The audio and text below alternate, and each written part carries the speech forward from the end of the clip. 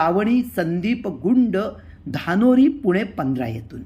अलंकार श्रावणी लिहितात, मी लायब्ररी ग्रंथालयात गेले होते. तिथे पुस्तक मला रडताना दिसले. एक पुस्तक रडत रडतच मला म्हणाले, सगळे आम्हाला वाचतात पण आमचं मन कोणीच वाचत नाही.